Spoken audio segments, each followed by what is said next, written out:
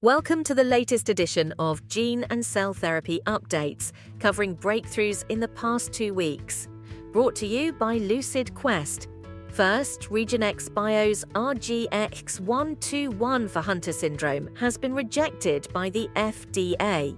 The rejection was primarily due to concerns over the trial population definition, the use of a natural history control group, and the reliance on heparan sulfate as a surrogate endpoint for accelerated approval.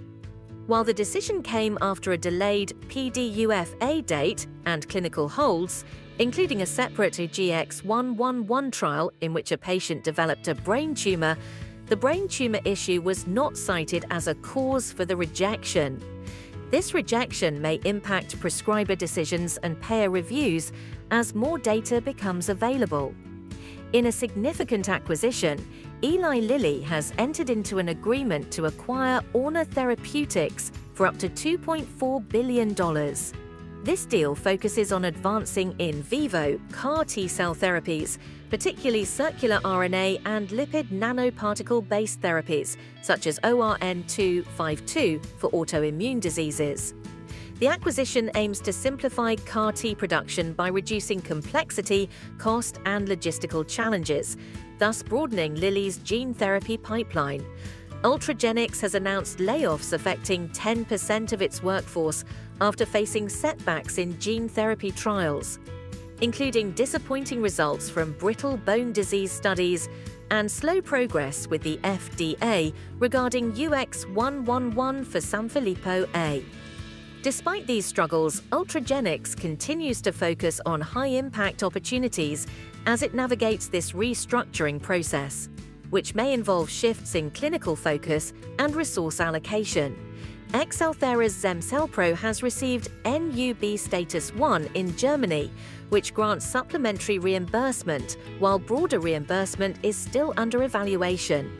This designation supports Zemcelpro in treating hematological malignancies in patients who do not have suitable donor cells.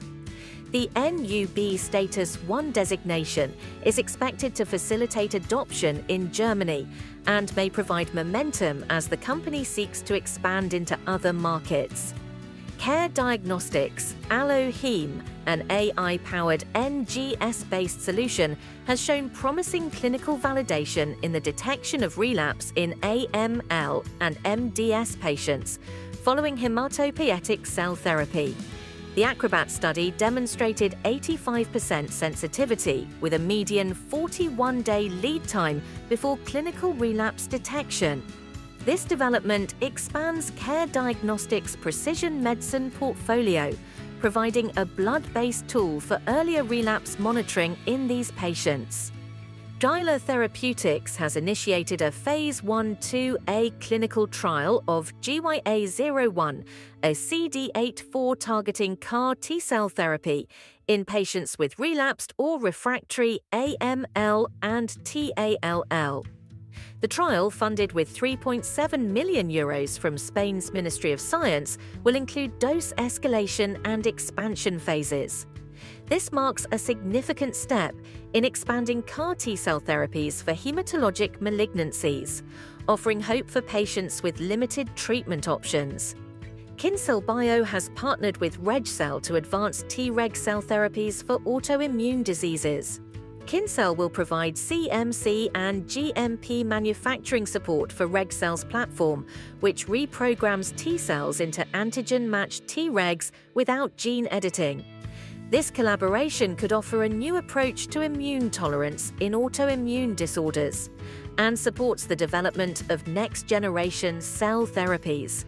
Finally, MEDIPOST has submitted an IND amendment to the FDA for a Phase 3 trial of its mesenchymal stem cell therapy in knee osteoarthritis. The trial is aimed at addressing symptomatic cartilage defects in patients suffering from this degenerative joint disease. This move advances regenerative medicine for osteoarthritis, addressing an unmet need in joint disease treatments. Stay ahead in gene and cell therapy research. Like, share, and subscribe for our updates. Visit lqventures.com or email us at info@lqventures.com for expert healthcare